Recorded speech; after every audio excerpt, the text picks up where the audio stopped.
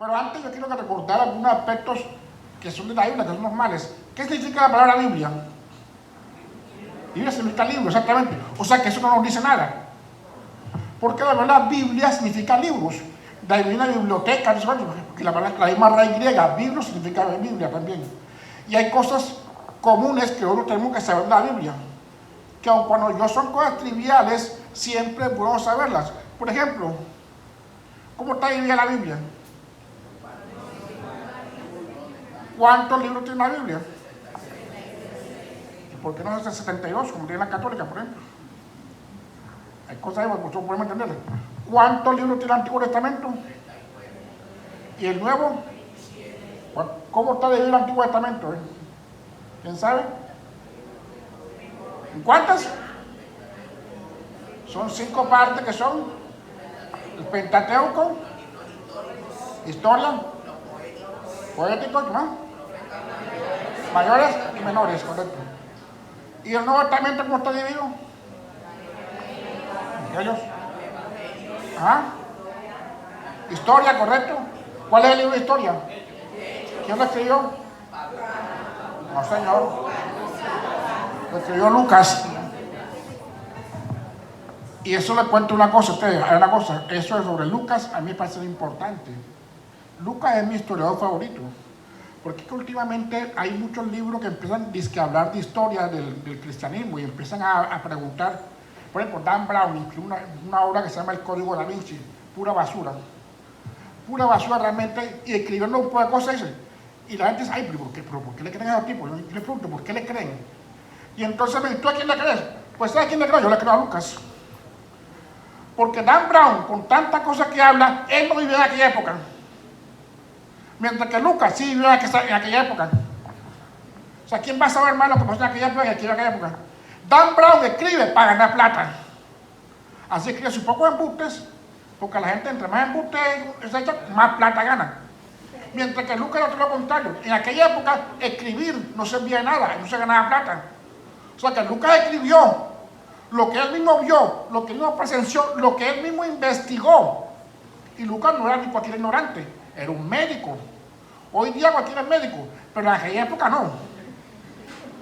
En aquella época el médico era una persona muy preparada. Y Lucas sabemos que era médico. Y dice, yo investigué todo sobre esta cosa. ¿A quién le voy a creer yo? Yo le creo más a Lucas, que está en aquella época, que escribió sin ningún interés y que no tenía ningún interés en ganar plata. ¿Por qué voy a creerle a los historiadores de ahora que lo que escriben es para ganar plata? Y que no estaban vivos en aquella época, que no sabían, que no conocen mejores fuentes. No, para mí el mejor historiador que hay sobre es Lucas. Es el mejor que hay. Después siguen aquí en la cuarta carta que dio Pablo. Escribió 14. Hay una más que se menciona en Colosenses 4 y 6, que es una carta que escribió a la Odisea, pues esa carta no está en la Biblia. Pero Pablo la menciona, que él escribió una carta a la Odisea, pero que no aparece en la Biblia. No aparece desafortunadamente. O sea, pero tenemos en la Biblia. Tenemos 8 cartas generales y un libro de profecía. ¿Qué cuál? Que es el Apocalipsis o Revelaciones. Y hay datos curiosos en la Biblia. Por ejemplo, ¿cuál es el capítulo más largo de la Biblia? ¿Que tiene cuántos versículos?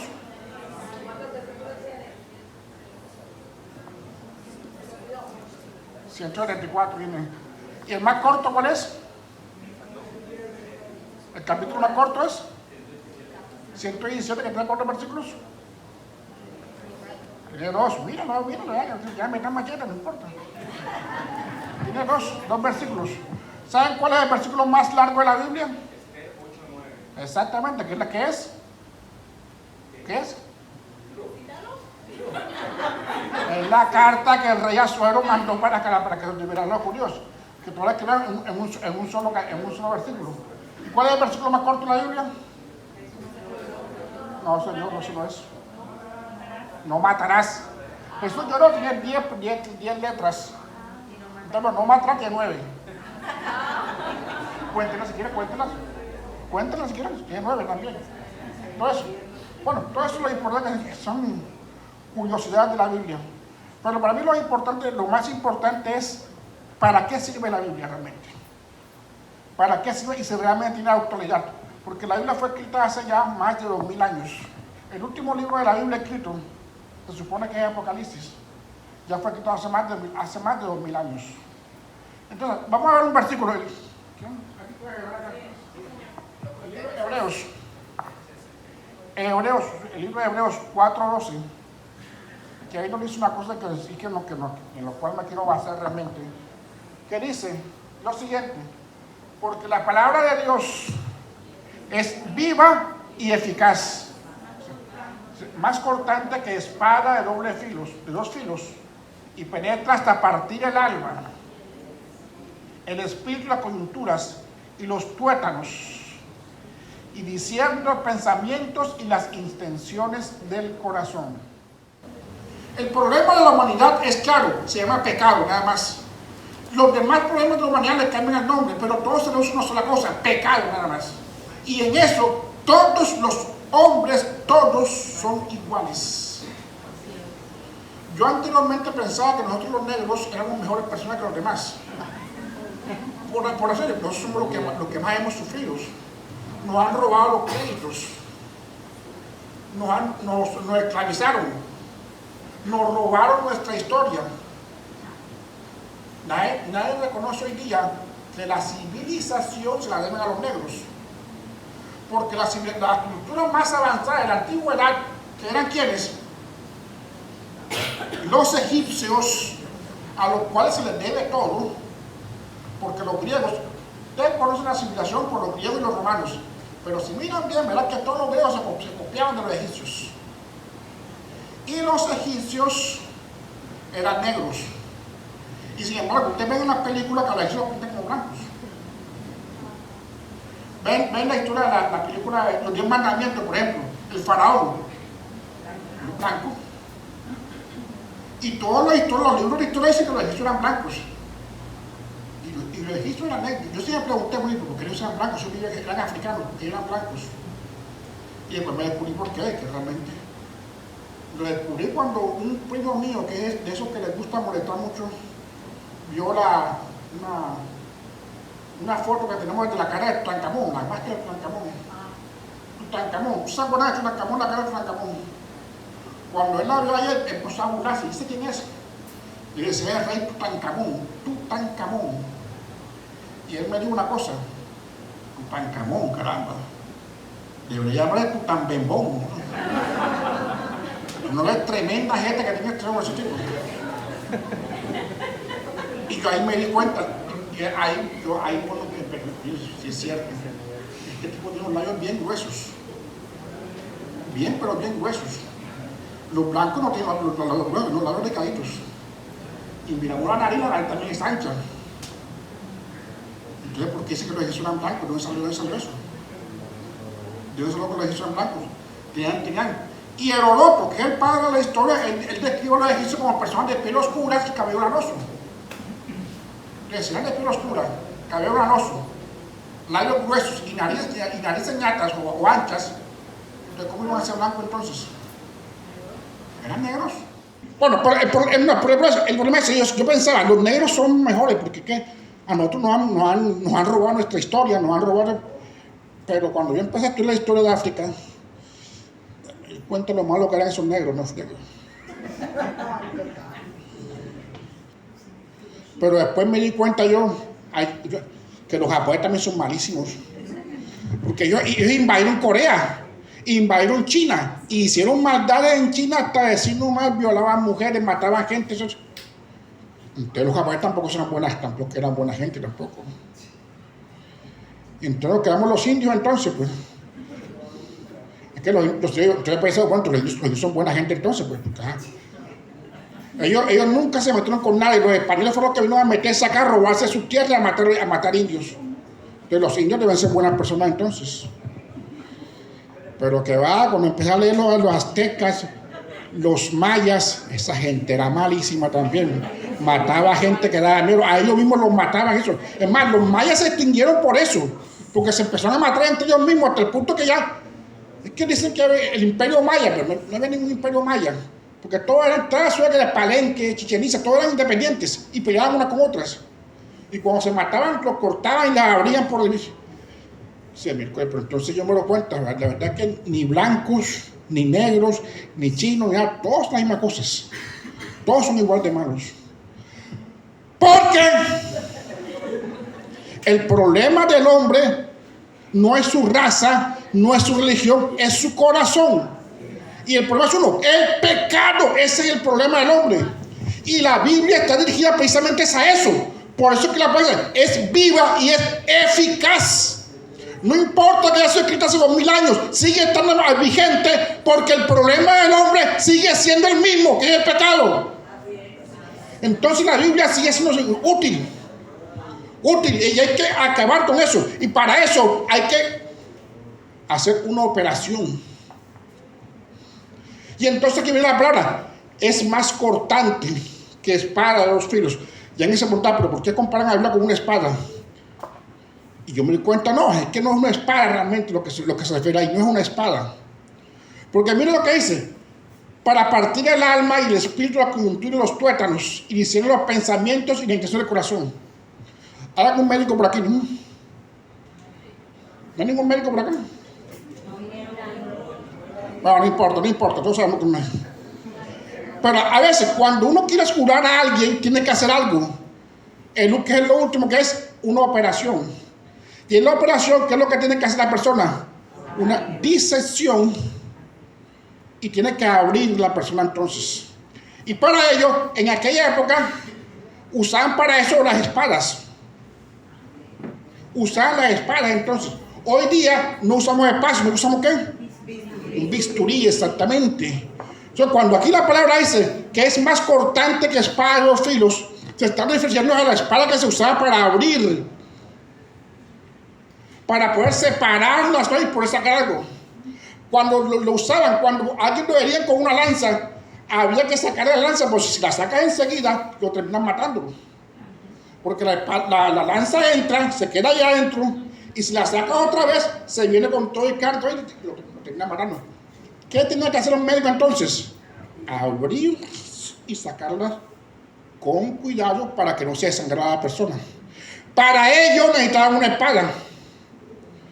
Y a ese tipo de espada que se refleja, o sea, entendamos esto no como espada, sino como el bisturí, realmente, como el bisturí. La palabra de Dios es como un bisturí que sirve para curar el problema de la humanidad que está en su pecado. En su pecado realmente. Es ahí donde está el problema de la humanidad. Y para eso se sirve. Es una espada de 2 filos que penetra las coyunturas. ¿Qué son las coyunturas? Las uniones de los huesos. Los tuétanos. ¿Qué son los tuétanos? Exacto, la médula de los huesos que está adentro. Se necesita algo muy filoso para poder abrirlo. Ese se necesitaba que entrar en el alma, en el alma de la persona. Pero esto es en sentido figurado, porque dice para abrir el alma. Realmente, la Biblia sirve como un tratado para poder solucionar el problema de la humanidad. Hoy día, todos los seres humanos sufren de 3 enfermedades graves. 3 enfermedades nada más, que son las que afectan al mundo. Las 3 nada más. Y las 3, para solucionarlas, el mejor problema es la palabra de Dios, en la Biblia. Es el único problema. ¿Saben cuáles son esas 3 enfermedades? La depresión, la ansiedad. ¿Cuál es la otra? El estrés. Estrés. Todo el mundo sufre alguna de esas 3 cosas. O sufre de depresión, o de ansiedad, o de estrés. Y realmente eso es lo que a la persona le impide ser feliz. La depresión. ¿Qué es la depresión? Es como un sentimiento de tristeza que tiene la persona, que sienten las personas. Pero en realidad, los mismos psicólogos, los psiquiatras se han dado cuenta, y así lo dice la palabra de Dios también, que la depresión realmente, eso se da, es un estado que se da por un sentimiento de culpa. La depresión se da es por el temor al pasado. Porque algo hizo antes una persona, y ese algo lo empieza a remorder y le empieza a causar tristeza. El problema es que a veces tenemos mecanismos de defensa y olvidamos cuál es ese mecanismo. ¿Cuál es eso? ¿Qué fue eso que hicimos entonces? Y eso es lo que provoca la tristeza interna. Los científicos, los psiquiatras tratan esto con medicamentos, Pero eso no cura nada realmente, porque eso no cura nada más el síntoma, pero no el fondo realmente. El fondo nada más. Algunos medicamentos pueden calmar los síntomas nada más, pero el fondo no lo quita realmente. Porque realmente la depresión es el temor hacia el pasado nada más. Es el sentimiento de culpa por el pasado. Y eso está en la Biblia. Porque eso es lo que dice la palabra de Dios. Vuestro pecado os alcanzará. Si tú sientes depresión, es por algo que hiciste en el pasado que te está persiguiendo, porque tu pasado te alcanzará y no te dejará nunca en paz. Y eso es lo que genera depresión. Y lo único que sirve para la solución de eso es lo que dice la palabra de Dios: eliminar ese sentimiento de culpa. ¿Cómo? Cuando tú sientas que ese pecado ya no existe. Cuando sientas que si existió el pecado, ya no tienes por qué sentirte avergonzado por él, porque ese pecado ya ha sido perdonado. Dice la palabra de Dios claramente en Isaías: vengan ustedes a mí, hagamos cuentas. Si tus pecados son rojos, yo los haré blancos. Si son negros, yo los blanquearé. El mejor remedio para la depresión es la palabra de Dios. Porque la Biblia dice claramente: el que esconde su pecado, el que encubre su pecado, no prospera. Pero el que lo confiesa y se aparta, alcanza misericordia. Y es que la depresión se enfrenta de muchas maneras. En algunos se enfrenta en forma de tristeza, pero en otros se enfrenta en forma de rabia, de ira. Todo les molesta. Todos toman por el lado que no es. Pero es porque tienen en sí la idea de que saben que algo hicieron malos. Ustedes saben el chiste claramente del señor que le decían que sabía que él era infiel con su esposa. Era lo que se conoce vulgarmente como un cachón. Y alguien pasó y le dijo: adiós, amigo. Y él pensó: amigo ratón del queso. Y el queso viene de la vaca, ¿no? La leche de la vaca. Y la vaca tiene cacho. O sea que ya tiene que meterse en los cachos entonces. Pero que la gente es así. A veces personas que saben que han cometido un pecado, lo saben y entonces se molesta de todo lo que dicen los demás. Porque saben que su conciencia les está atormentando. Y eso también es una forma de depresión. Y ese es el mal de que vive la humanidad. O viven con mucha tristeza, o viven con mucha rabia y con mucho enojo. Todo les molesta y traen nada de lo que dicen siempre. Y quieren que lo traten siempre como si fueran reyes. Pero eso es el sistema que tienen en su corazón. Ese es el primer mal de la humanidad. Y ese mal genera todo lo demás, porque ese sentimiento es el que crea. Es el que crea la guerra también. Que crea la guerra. Miren ahora cómo está en Israel peleando palestinos con israelitas. Y ayer veía la palabra de Dios cuando Jesús llegó y vio una mujer samaritana. Yo me pregunto si esa historia se repetirá en el día de hoy. Que Jesús, un judío, un israelita, sentara y viera a una palestina, un buen palestino. ¿Qué le diría? Mujer, regálame un poquito de agua. ¿Qué le respondería a la mujer? ¿Por qué me va a pedir agua a ti? Tú eres israelita, no es que soy palestino. ¿Qué le respondería a Jesús? Dice: si supieras el don que estoy dando, si conociera el don que estoy dando, nunca más tendría sed. Y nunca más habría el problema entre palestinos e israelitas. Porque Jesús, siendo judíos, él le habló directamente a una samaritana. Si Jesús viviera hoy, él estaría hablándole a los palestinos, siendo él judío. Porque en él no había pecado. Y ese resentimiento que tienen entre ellos es lo que ha causado este problema. Los judíos, ellos creen que lo están atacando a ellos todo el tiempo. Porque están que han hecho mal. Los palestinos igual. Y el mundo entero crea la guerra por ese sentimiento, ya sea de rabia o por tristeza. pero todo viene la depresión porque el pecado los atormenta. Y la única forma de solucionar eso es a través de la palabra de Dios. Únicamente, porque es la que te puede decir que puede acabar con la raíz de tu problema de depresión. Es reconocer tu pecado únicamente. Tu pecado te alcanzará. Pero simplemente la palabra te dice, reconoce tu pecado, aparte de él y alcanza misericordia, serás perdonado. Entonces, ya no tienes por qué avergonzarte de nada. ¿Que tú hiciste? Sí, lo hice, ¿y qué? Ya Dios me perdonó. Ya Dios me perdonó. Porque el pecado es una transgresión contra Dios. Y si Dios me perdona, no me importa el perdón de los demás. Solamente necesito nada más. Solo el perdón de Dios. El mal de la humanidad está en ese, que es la depresión de las tres personas. ¿Quieres sanar de tú la depresión que tengas? Busca la palabra de Dios y busca al Salvador. Y el siguiente mal que tiene la persona es el del estrés. Esa palabra en español no existe. Estoy buscando un sinónimo en español, no la encontré. Pero el estrés es como el agobiamiento que siente una persona, como se sentirá apretado. Porque el estrés lo da el temor al presente. El temor al presente es lo que genera el estrés. Claro, ¿y ahora qué voy a hacer ahora? ¿Qué hago ahora? ¿Qué debo hacer? ¿Saben una cosa? Lo que diferencia a los humanos de los animales es una cosa que se llama la razón. Tú como humano tienes una facultad que tú puedes escoger, tú puedes decidir. Y el problema del ser humano es que no quieren decidir. No quieren. ¿Saben por qué no quieren decidir? Porque la decisión implica responsabilidad. Tú escogiste este marido, pues este es tú que escogiste. ¿Te salió malo? Es tu responsabilidad.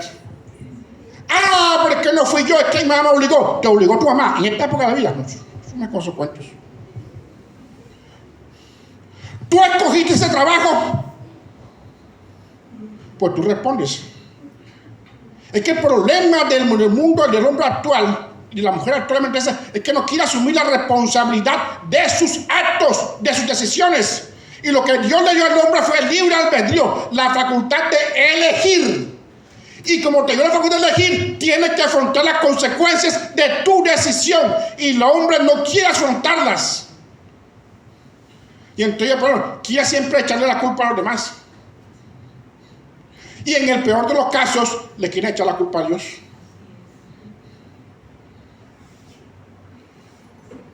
Y la Biblia nos enseña eso.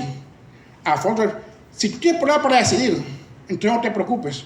Porque la Biblia te dice muy claramente qué es lo que tienes que elegir.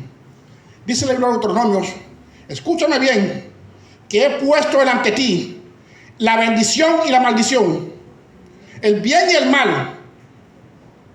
Pero fíjate, ¿te lo dejo hasta ahí? No. Dice, te doy la solución. Te doy la solución. Dice, escoge el bien para que vivas. Y entonces, ¿cuál es tu problema entonces? Cuando si tú comes las decisiones, es porque tú tomaste la decisión de coger el mal. Porque ¿sabes una cosa? Desafortunadamente, el mal parece sabroso. Como dice la palabra de Dios, ancha es la puerta que conduce a la perdición, pero angosto el camino. Y todo esto es responsabilidad del ser humano. Alguien alguna vez me preguntaba que por qué Dios llamaba a muchos y escogía a pocos. Dice la palabra de eso. Muchos son los llamados, pocos son los escogidos. Y me dice, alguien me decía, eso es injusto. Porque yo tengo que llamar a muchos y escoger a pocos. ¿Por qué no escoge a todos los que llamó? Sí. Ah, sí. Sí, es cierto. Dios llama a muchos y escoge a pocos. ¿Y sabes por qué?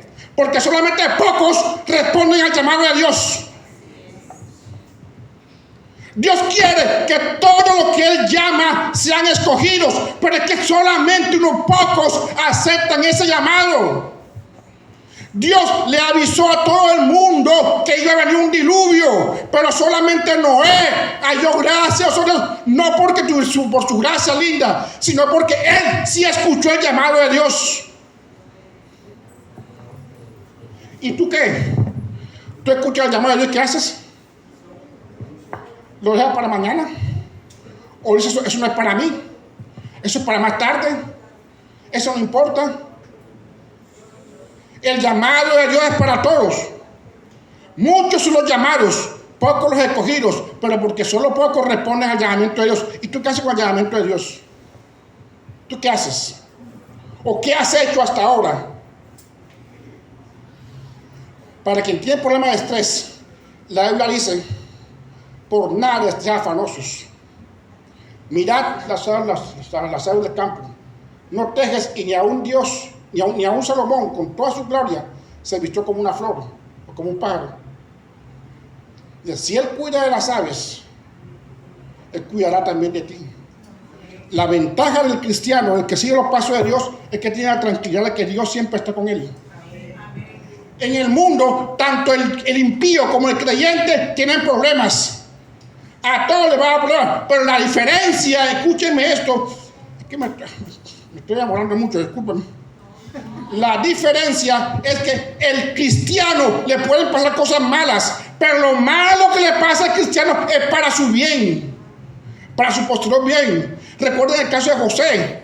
José parecía un hombre salado, el salado más grande del mundo. Pero todas las cosas malas que le pasaban a José, todo era para que para que me lo mostrara.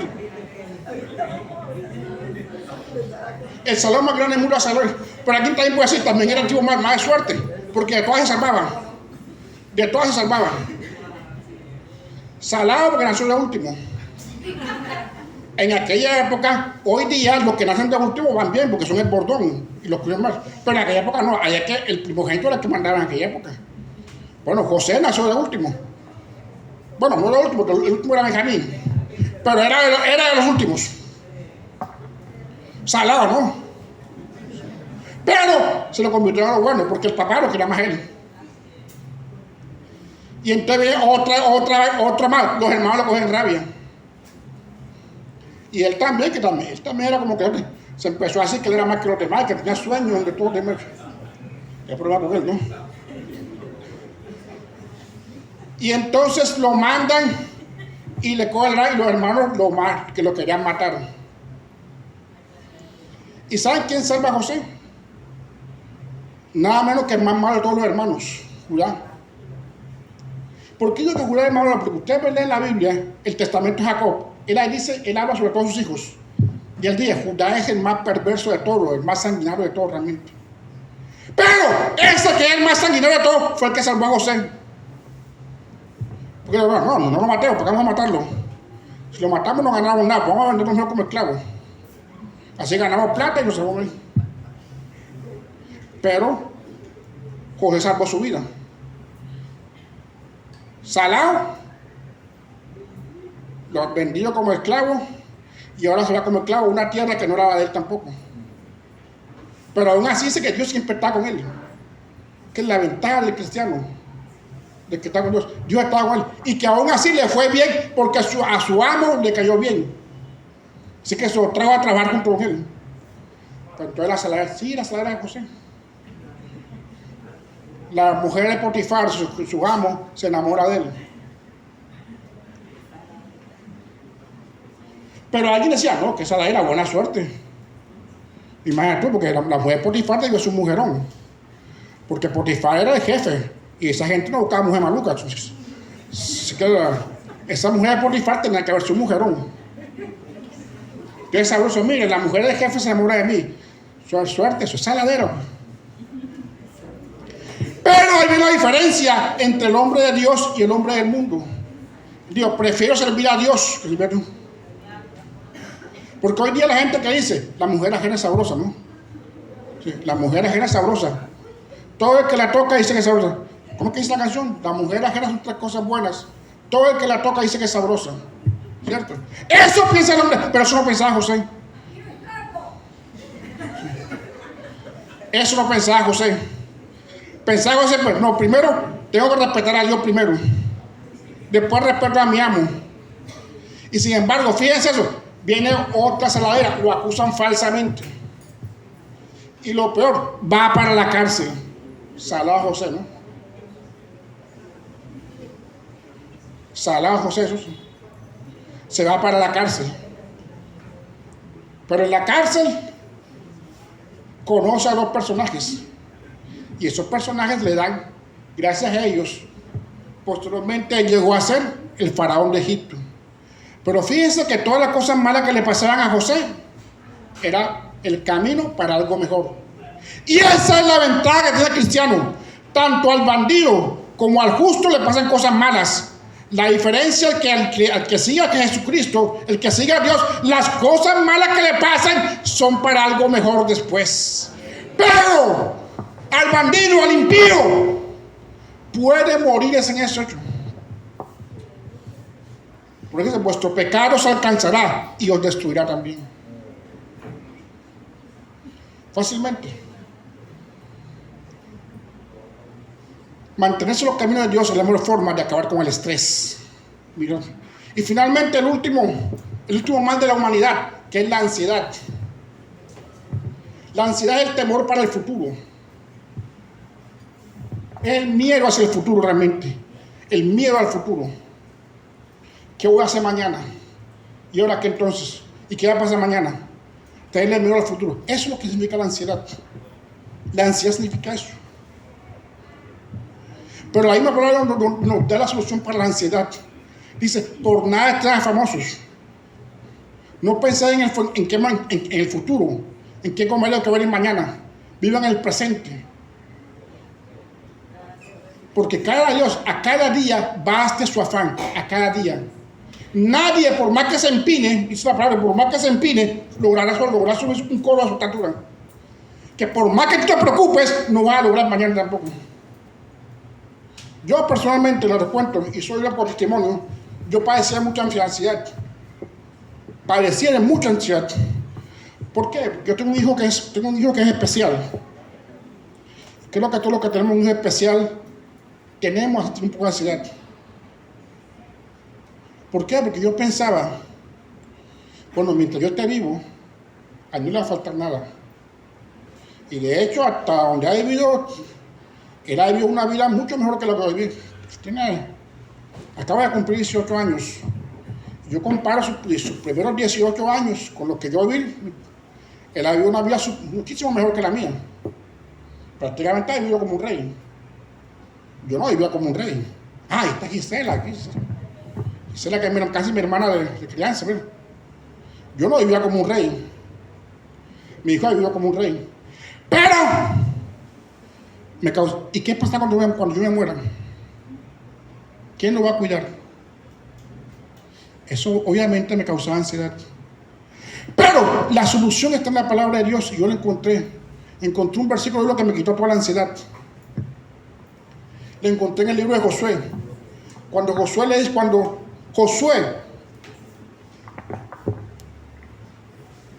Moisés muere y le encarga a Josué la misión de conquistar la tierra prometida. Y la palabra que le dijo Moisés a Josué es: el mismo que me cuidó a mí, te va a cuidar a ti. Eso me quitó a mí sí la ansiedad. Porque yo dije, el mismo que me ha cuidado a mí toda la vida va a cuidar a mi hijo cuando yo me haya ido. El mismo que me ha servido a mí va a cuidar a mi hijo siempre. Yo he vivido inclusive en peligro de muerte. Hubo gente que trató de matarme. Y que una vez fueron a matarme a la iglesia. 2 veces. La primera vez fue yo estaba predicando, expuesto. Y llegó a matarme. ¿Por qué no lo hizo? No sé por qué. Llegó y se fue. Y la siguiente vez me estaban esperando al lado de la iglesia para matarme. Pero ese día no fui a la iglesia. Y a quien me echó al agua, la mataron. No lo mataron, pero la balearon prácticamente. Ahí no al lado de la iglesia. Y así yo tenía un Dios que me ha cuidado a mí toda la vida. Ese mismo Dios va a cuidar a mi hijo. Que fuera ansiedad.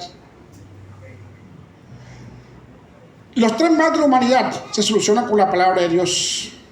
Entonces, ¿qué mejor remedio? ¿Para qué sirve la palabra de Dios? Sirve para esto. Para solucionar los problemas de la humanidad. Hermano que me escucha, amigo, ¿de qué sufres tú? ¿De depresión?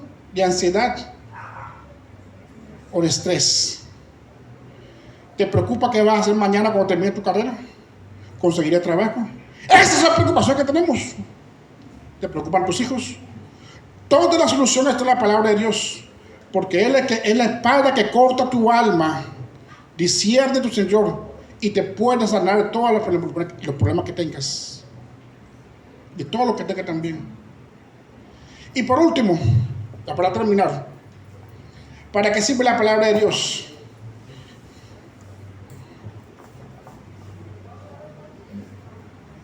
¿Esto qué es? Una tabla. Si me parece en la cabeza aquí, ¿no? ¿Cómo sabemos para qué sirve un aparato esto? Tenemos que ver algo que se llama el manual de funciones. Y todos traen. Uno lo traen dentro, otro lo traen afuera. Pero todos traen un manual de funciones. Ese manual de funciones dice, ¿para qué sirve ese aparato? ¿Qué hacer cuando se daña? ¿Y cómo lo puede utilizar? ¿Y sabe una cosa? El hombre necesita un manual de funciones. Y ese manual de funciones es la Biblia. La Biblia es el único libro que te puede decir ¿para qué sirves tú? Todo el mundo siente a veces un momento en que ha desperdiciado su vida, porque ha hecho aquello para lo que no fue hecho, aunque haya servido para algo. Dicen que una vez a un abuelo, el hijo le regaló una tabla a una abuela, y ella la cogió, hombre, que viene la tabla, la cogió, la puso en la cocina, puso unas zanahorias encima y empezó a picarlas. Dice, hombre, que viene la tabla, sí, que bueno. La tabla sirvió para algo, ¿no? Pero no era para eso que servía la tabla. ¿Y sabes qué es lo que ha pasado con la humanidad? La humanidad fue creada, pero no está sirviendo para lo que fue creada. ¿Para qué fue creado el hombre? ¿Para qué fue creado el ser humano? Él dice la palabra del Señor: todo lo que respira, alabe a Jehová. Y cuando el hombre deja de alabar a Dios, ha perdido el sentido de su vida. Y es por eso que se sienten decepcionados, que por más que hagan cosas, no lo logran entonces. A mi amigo Bill Gates, con toda la plata que tiene, a él le falta algo. Él es como el joven rico. Tiene mucha plata y dona mucha plata porque él regala luz. Ojalá algún día pueda comunicarme con Bill Gates y decirle: mira, lo que te falta a ti es alabar a Dios. Sí, tú eres muy buena persona porque tú regalas mucha plata y ayudas a mucha gente. Pero te falta lo principal: adorar a Dios. ¿Qué fue lo que le faltó al joven rico? Él decía muy claramente, él cumplía los mandamientos de eso, pero él sabía que no estaba haciendo lo que tenía que hacer. Él lo sabía. Por eso lo que le preguntó a Jesús: maestro bueno, ¿qué haré para tener la vida eterna? ¿Tú qué te preguntas eso? ¿Usted se ha preguntado eso? ¿Qué es lo que tiene que hacer usted para ganar la vida eterna? ¿Usted se ha preguntado eso alguna vez? El joven se lo preguntaba. Él cumplía todos los mandamientos, pero él sabía que eso no era suficiente. Tenía que alabar a Dios, porque él alababa sus riquezas. Y ese era su problema. Ese era su problema siempre. Dios, en los manuales de funciones te dicen quién creó el producto, para qué sirve. Ya sabes que tú eres una creación de Dios. Tú no eres producto de la casualidad ni del Big Bang. Fíjense que ahora los mismos científicos están asustados porque su famosa teoría del Big Bang, con la que pretenden explicar el origen del universo, se les está cayendo por un telescopio que se llama James Webb, que lo colocaron y está descubriendo cosas que no son compatibles con la historia del Big Bang. Entonces, entonces bien, ahora después se van a inventar otra cosa más. Pero quieren seguir negando la realidad que es clara. El universo fue creado por Dios. Tú fuiste creado por Dios. Y solamente Dios, en su manual de funciones, te puede decir cómo salvarte y cómo solucionarte. Y ese manual de funciones es la Biblia. Y lo mejor de todo es que la Biblia te da cuál es el secreto para triunfar en la vida. ¿Cuál es el secreto? ¿Tú quieres triunfar en la vida? Eso está en la Biblia. ¿Cómo hacerlo? Y son solamente un silogismo sencillo. Un silogismo, 2 premisas y una conclusión. Nada más. Eso es un silogismo. Y el silogismo que lo dio el sabio Salomón te dice realmente cuál es el silogismo básico para procesar la Biblia. 2 cosas, hay 2 cosas y ocurre en la tercera. Dice la primera es, ¿quieres progresar en la vida? Primero, fíjate de Jehová de todo tu corazón. Primer paso. Fíjate de Jehová y no te apoyes en tu propia prudencia. Segundo paso, reconócelo en todos sus caminos. Y la consecuencia de eso es que Dios enderezará tus veredas. Aunque en nuestra versión dice enderezará, en el original dice aplanará. Porque la vida del hombre es como una carretera que sube y baja. A veces estoy bien, a veces estoy mal, y así sucesivamente. Tú has vivido una vida así, a veces estás bien, vas mal. Pero dice que si tú reconoces a Jehová como tu creador, le reconoces todos sus caminos, dice que Él aplanará tus desgracias, andarás siempre bien. Él la aplanará. Pero ese secreto es tan sencillo que nadie lo cumple. Porque el primer requisito es fíjate de Jehová de todo tu corazón. Fíjate en Jehová, fíjate en Dios. Pero ¿tú en quién te fijas? Si me dice que Dios era un embustero, porque la gente no se fija en Dios, se fija en el amigo, se fija en el papá, se fija en el esposo, se fija en un influencer. ¡Qué idiotez a esta altura de la vida! Los jóvenes harán hablar que los influencers, por Dios, un influencer, y ponen su vida fijándose en lo que hace influencer y ven pendiente de lo que hace con esos aparatos viendo. Ay, pues ¿qué hizo? Pero la Biblia dice que el secreto es fíjate en Dios. Pon tu confianza en Dios. ¿Tú en quién confías? ¿En el político? ¿En tu amigo? ¿O en tu palanca? ¿En quién confías tú? ¿En quién pones tu vida tú? Pues el secreto de felicidad del triunfo está en eso. Fíjate en Dios. Pon tus ojos en Dios. Y no te apoyes en tu propia prudencia. Y el segundo punto, reconócelo en todos tus caminos. Y esto es importante, porque la gente no reconoce a Dios en sus caminos. Tú no reconoces a Dios en tus caminos. ¿Sabes qué es reconocer a Dios en sus caminos? Es darle la gloria a Dios en los momentos en que Él lo merece siempre. Pero la gente no hace eso. Tú no haces eso. Cuando Él te va bien, ¿tú qué dices? Es que soy yo. Mire, por algo dice la Biblia que David era un hombre conforme al corazón de Dios. ¿Y sabe por qué? Porque si algo hacía David, era que él reconocía a Dios en todas las cosas que hacía. David nunca dijo, yo soy el más berraco de todos porque yo maté a un gigante que se llama Goliat, que medía 3 metros.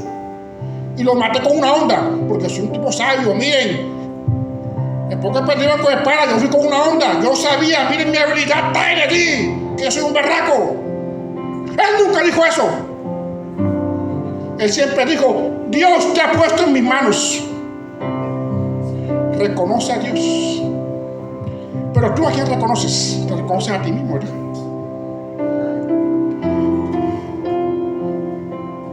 ¿Saben que una vez David,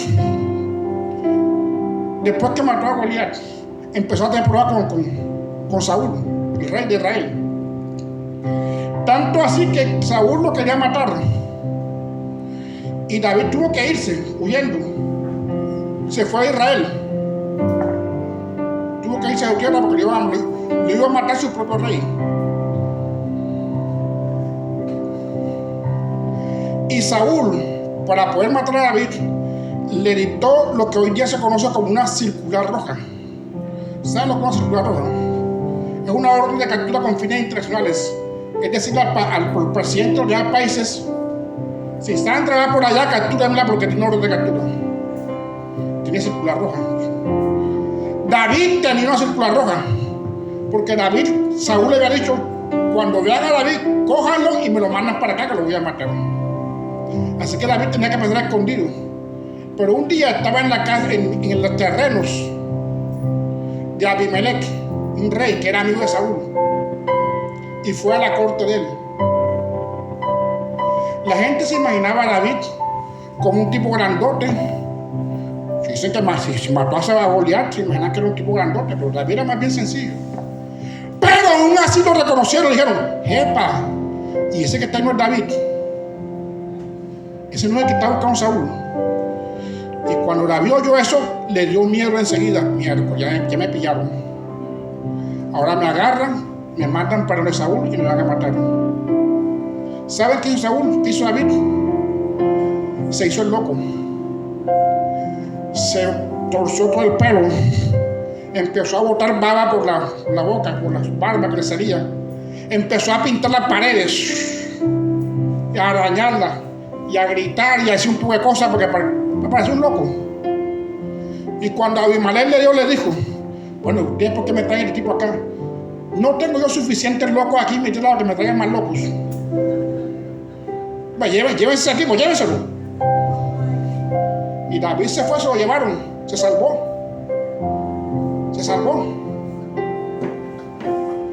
¿Qué habría hecho usted si hubiera sido David? ¿Qué habría dicho? Es que yo soy inteligente. Es que cuando vi que me iban a capturar, se me encendió el bolsillo porque tengo una inteligencia superior y me salvé, todo eso.